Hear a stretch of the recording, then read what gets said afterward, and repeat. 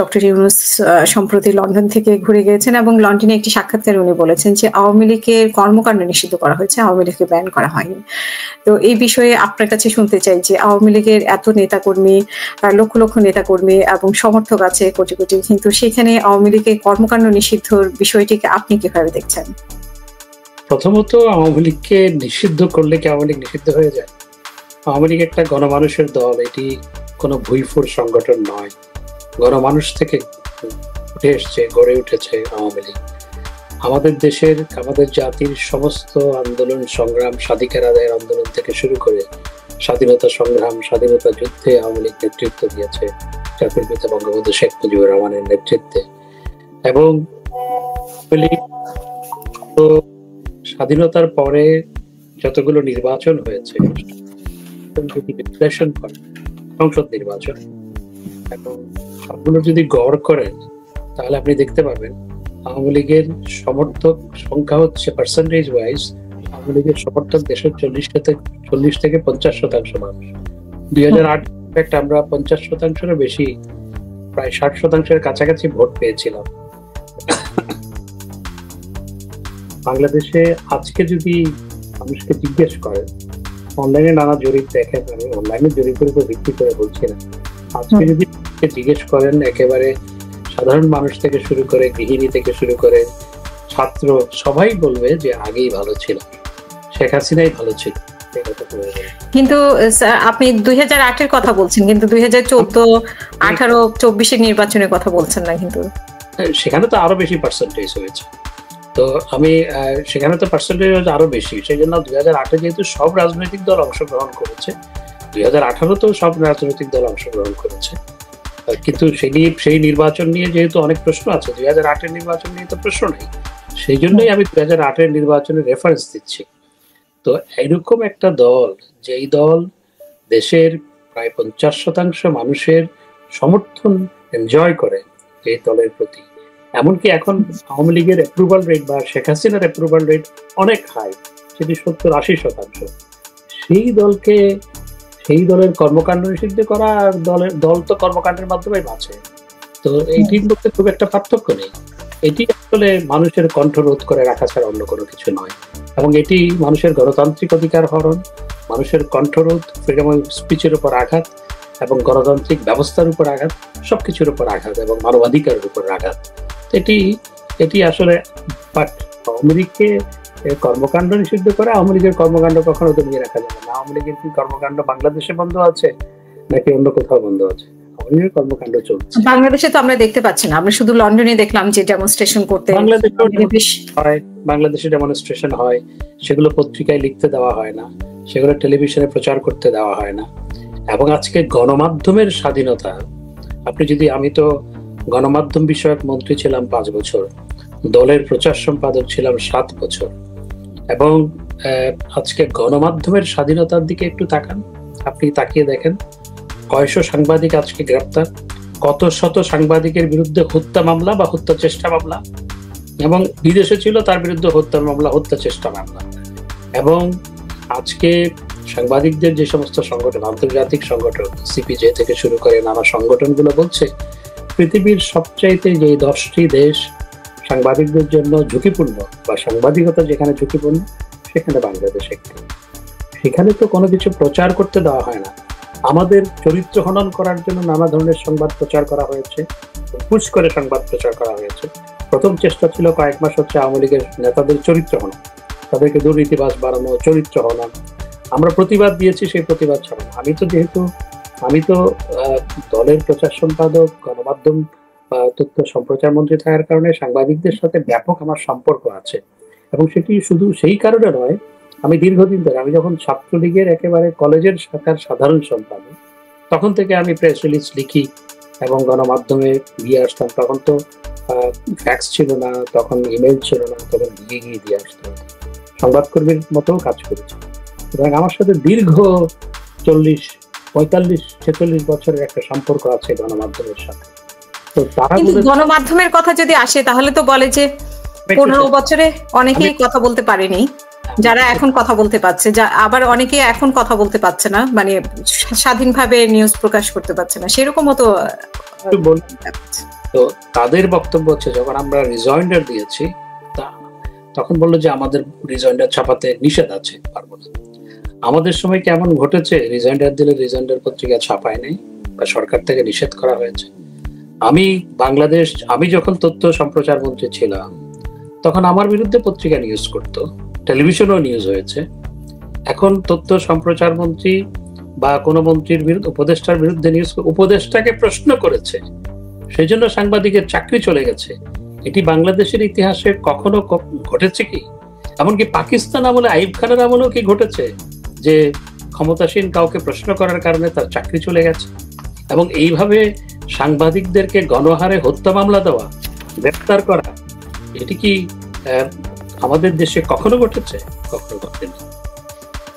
কিন্তু আপনি তথ্য মন্ত্রণালয়ে ছিলেন বা আপনি অনেক মানে পরে পররাষ্ট্র মন্ত্রণালয়ে ছিলেন, কিন্তু বলা হয় যে টকশোতে যারা যেত, টকশোর বক্তারা, তাদেরকে টেলিভিশনের পক্ষ থেকে নির্দিষ্ট একটা টাইম বলে দেওয়া হতো, যারা বিপক্ষে বলতো, মানে আওয়ামী লীগ সরকারের বিপক্ষে যখন কথা বলতো তাদের লিমিটেশন থাকতো। তো সেই জায়গাটা থেকে অনেকে মুক্তি পেয়েছে, টকশোতে এখন সেই পজিশনে পড়তে হয় না, এমনটা অনেকে বলছেন। সেই বিষয়ে আপনি কি বলবেন? প্রথমত টকশোতে যেভাবে আওয়ামী লীগের বিরুদ্ধে, টকশো তো বলাই হতো শুধু আওয়ামী লীগের বিরুদ্ধে, আওয়ামী লীগের পক্ষে তো খুবই কম। আওয়ামী লীগের পক্ষে হয়তো 20% যখন আওয়ামী লীগ ক্ষমতায় ছিল তখনকার কথা বলছি, আর 80% হচ্ছে সরকারের বিরুদ্ধে বা এস্টাবলিশমেন্টের বিরুদ্ধে বলা হতো। আর এখন যারা এই গল্পগুলো বলছে তারা বর্তমান সরকারের আনুকূল্য পাওয়ার জন্য বা তাদের সাথে সম্পর্ক আপনার ঠিক রাখার জন্য, অথবা তাদের উপর যাতে খড়গ নেমে না আসে, সেই জন্য এই সমস্ত কথাগুলো বলছে বেশিরভাগ ক্ষেত্রে। আপনি নির্বাচনের প্রসঙ্গে একটি কথা বলেছিলেন যে পার্সেন্টেজ অনেক হাই ছিল 2024, 18 বা 14, তো আপনারা মানে এক ধরনের নিজেরাই নির্বাচনের মতো অবস্থা। তো সেখানে পার্সেন্টেজ হাই বলছেন, কিন্তু আবার বলছেন যে নির্বাচনটা ঠিক মতো মানে সব দলের অংশগ্রহণে হয়নি। আমি আপনাকে শুধু একটা উদাহরণ দিই। আপনি 79-এর ইলেকশন সম্পর্কে হয়তো আপনার ধারণা নাই, 79-এ হয়তো আপনার জন্ম হয়েছে কিনা আমি জানি না। তখন আমি কলেজ ছাত্রলীগের সাধারণ সম্পাদক, এবং তখন আমি প্রথম ভোটার হই, তার আগে ভোটার হয়েছি। তো এখন 79-এর ইলেকশনে যখন আওয়ামী লীগের সবচেয়ে, বঙ্গবন্ধুর হত্যাকাণ্ডের পর আওয়ামী লীগের কর্মকাণ্ড 77 সালে শুরু হয়, এরপরে 76 সালে শুরু হয় সীমিত আকারে, তারপর 77 সালে, তখন আওয়ামী লীগের সবচেয়ে নাজুক অবস্থা। সেই নাজুক অবস্থার মধ্যেও আওয়ামী লীগ ভোটের পার্সেন্টেজে প্রায় 35% ভোট পেয়েছে এই দল। আপনি ইতিহাস যদি দেখেন, সেটি হচ্ছে আওয়ামী লীগের ভোট প্রাপ্তির সর্বনিম্ন হার। সেই দলকে আপনি কর্মকাণ্ড নিষিদ্ধ করবেন, যেই দলের নেতৃত্বে দেশটাই স্বাধীন হয়েছে। আজকে যে আমরা বাংলাদেশ পরিচয় দিচ্ছি, এই দেশটাই কিন্তু স্বাধীনতা সংগ্রামে নেতৃত্ব দিয়েছে বাংলাদেশ আওয়ামী লীগ। এটা আমি একটু বিশ্লেষণ করে বলি। যখন 71 সালে কিন্তু একটি সরকার ছিল, যেটিকে মুজিবনগর সরকার বলা হয়, যেটি বাংলাদেশের প্রথম সরকার। সেই সরকারের রাষ্ট্রপতি ছিলেন জাতির পিতা বঙ্গবন্ধু শেখ মুজিবুর রহমান, উপরাষ্ট্রপতি ছিলেন সৈয়দ নজরুল ইসলাম, প্রধানমন্ত্রী ছিলেন তাজউদ্দিন আহমেদ। তাদের নেতৃত্বে সরকার ছিল। সেই সরকারে, আমরা মুক্তিযুদ্ধের সেক্টর কমান্ডারের কথা বলি না, সেই সরকারেই কিন্তু মুক্তিযুদ্ধের সমস্ত সেক্টর কমান্ডারদের নিয়ম দিয়েছিল। প্রত্যেক সেক্টর কমান্ডার 400 টাকা করে ভাতা পেত সেই সরকারের কাছ থেকে। এবং দেশ 16 ডিসেম্বর স্বাধীনতা অর্জনের পর সেই সরকার যুদ্ধকালীন সময়ে কলকাতায় স্টেশন ছিল, সেই সরকারেই এসে কিন্তু দেশ পরিচালনা শুরু করেছে, কারণ সেই সরকারই স্বাধীনতা যুদ্ধে নেতৃত্ব দিয়েছিল। এবং আওয়ামী লীগেই ম্যান্ডেট পেয়েছিল দেশ পরিচালনার 70 নির্বাচনে। সুতরাং যেই দলের নেতৃত্বে দেশের স্বাধীনতা এসেছে, যেই দল এই দেশের স্বাধীনতা সংগ্রামে নেতৃত্ব দিয়েছে, আপনি সেই দলের কর্মকাণ্ড নিষিদ্ধ করে দিলেন। নিষিদ্ধের প্রসঙ্গ তো এসেছে জুলাই আন্দোলনের বিষয়টি নিয়ে। তো সেখানে আপনাদের কি কোনো ভুল ছিল না? আপনি কি সেটা দাবি করবেন? আমি মনে করি প্রত্যেক সরকারেরই ভুল থাকে। কোন সরকার পৃথিবীতে আজ থেকে 500 বছর আগ পর্যন্ত কিংবা আজ থেকে 500 বছর পর পর্যন্ত একেবারে শতভাগ নির্ভুল কাজ করতে পারে না বা পারেনি, কারণ প্রত্যেক সরকারেরই ভুল থাকে। আমাদেরও নানা ভুল ছিল সরকার পরিচালনা করার ক্ষেত্রে, কিন্তু এই ভুল ভ্রান্তির মধ্য দিয়েও যেটি সত্য, সেটি হচ্ছে বাংলাদেশ স্বল্পোন্নত দেশ থেকে মধ্যম আয়ের দেশে উন্নীত হয়েছে। বাংলাদেশ $80 বিলিয়ন অর্থনীতি থেকে সেটি প্রায় $500 বিলিয়ন অর্থনীতিতে উপনীত হয়েছে। বাংলাদেশের মানুষের পার ক্যাপিটা ইনকাম $500 থেকে সেটি প্রায় $3000 উন্নীত হয়েছে। দারিদ্র্য 41% থেকে সেটি 18% নেমে এসছে। অতি দারিদ্র্য 22% থেকে 5% নেমে এসছে। এই ভুলভ্রান্তির মধ্যে সেখানে আপনি দুর্নীতির বিষয়টা কি বলবেন? একটি বলি আমি, এবং সবসময় দুর্নীতি ছিল, আমাদের সরকারের সময় দুর্নীতি ছিল না তা নয়। মার্কিন যুক্তরাষ্ট্রেও দুর্নীতি আছে, যুক্তরাজ্যেও দুর্নীতি আছে, এবং প্রত্যেক দেশেই কম বেশি দুর্নীতি আছে। স্ক্যান্ডিনেভিয়ান কান্ট্রিগুলোতে একটু কম আছে, কিন্তু সব দেশেই কম বেশি দুর্নীতি আছে। আমাদের সময় যে দুর্নীতি ছিল না তা নয়, কিন্তু দুর্নীতির অপরাধে আমাদের এমপিরা জেলে গেছে। আমরা সরকারে থাকাকালীন আমাদের এমপিদের বিরুদ্ধে মামলা হয়েছে। হ্যাঁ, আমরা সরকারে থাকাকালীন দুর্নীতি দমন কমিশন স্বাধীনভাবে কাজ করত। সুতরাং দুর্নীতি ছিল, হ্যাঁ, সেটা হয়তো আমরা আরো বেশি একটু লাগাম টেনে ধরতে পারতাম। আমি প্রধানমন্ত্রীর প্রচেষ্টা সবসময় ছিল, কিন্তু প্রধানমন্ত্রী একার পক্ষে সবকিছু করা সম্ভবপর না। সুতরাং ছিল। এবং আজকের কথা শুনুন, আজকে একজন এপিএস এর মাত্র 6 মাসে কি আমরা কাহিনী শুনছি, আর অন্যান্য কাহিনীগুলো কি শুনছি। আমরা তো প্রায় 16 বছর ক্ষমতায় ছিলাম, 16.5 বছরের একটু বেশি। মাত্র 6 মাসে যা ঘটেছে সেটির সাথে 16 বছরের একটু তুলনা করুন। দুর্নীতি যে ছিল না তা নয়, তবে আমাদের যে জুলাই আগস্টের যে আন্দোলন, সেখানে আমাদের কি ভুল ছিল? অবশ্যই আমাদের ভুল ছিল। আমি মনে করি যে শুরুতেই যদি ছাত্রদের সাথে আমরা আলোচনা করে বিষয়টিকে পুরোপুরি ভাবে আদালতের উপরে ছেড়ে না দিয়ে ছাত্রদের সাথে আলোচনা করে সমাধান হতো, তাহলে যারা কুচক্রী ছিল, যাদের রাজনৈতিক উদ্দেশ্য ছিল, যারা ছাত্রদেরকে রাজনৈতিক উদ্দেশ্যে ব্যবহার করেছে, তারা সেই সুযোগটি পেত না। এটি অবশ্যই আমাদের ভুল ছিল।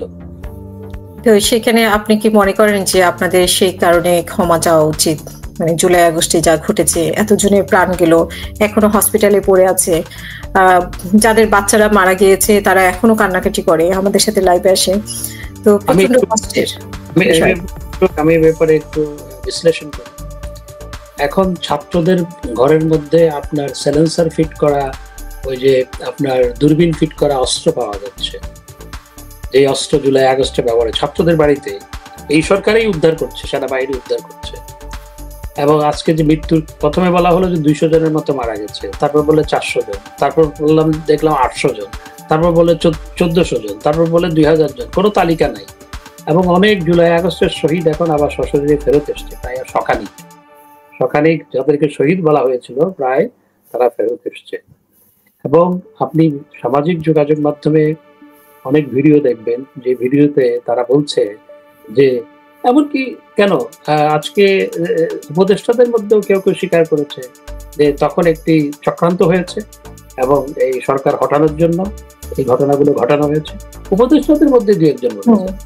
এবং স্বরাষ্ট্র উপদেষ্টা আপনার ব্রিগেডিয়ার সাখাওয়াত সাহেব, তিনি বলেছিলেন, তিনি যখন স্বরাষ্ট্র উপদেষ্টা ছিলেন, যে এই যে মানুষ যে মারা গেছে যেগুলিতে, সেইগুলি তো পুলিশের হাতে নেই, এইগুলি কোত্থেকে আসলো? এটি বলার 2 দিনের বা 3 দিনের মাথায় তাকে সরিয়ে দেওয়া হলো। তা আসলে ঘটনা তো কে ঘটিয়েছে? এবং জামাতের আমির সাহেব বলেছেন যে বিএনপির সাথে বাহাসের সময় যে আমি কিন্তু সব ফাঁস করে দিব। তো এই যে ঘটনাগুলো ঘটেছে বা এই হত্যাকাণ্ডগুলো ঘটেছে, এবং আরেকজন সমন্বয়ক স্বীকার করেছে, আমরা যদি মেট্রো রেল না পোড়াতাম, আমরা যদি পুলিশের উপর হামলা না চালাতাম, আমরা যদি পুলিশ স্টেশন না পোড়াতাম, আমরা যদি বিটিভি না পোড়াতাম, তাহলে তো সরকারের পতন হতো না। এগুলো তো তারা নিজেরাই স্বীকার করছে। জুলাই আগস্টে এবং মাননীয় প্রধান উপদেষ্টা ডিউ রেসপেক্ট, তার প্রতি ডিউ রেসপেক্ট রেখে আমি বলতে চাই, তিনি আমেরিকায় গিয়ে বলেছেন মেটিকুলাস ডিজাইনের মাধ্যমে এগুলো করা। আসলে দায়টা কার? It's a $3 million question. সুতরাং হ্যাঁ, এখানে সরকারের দায়, অবশ্যই সরকারের দায় আছে। সেটা হচ্ছে যখন এই মেট্রো রেল পোড়ানো হচ্ছে, আপনি কতগুলো পুলিশ মারা গেছে, আপনি তো নারী, একজন নারী পুলিশ,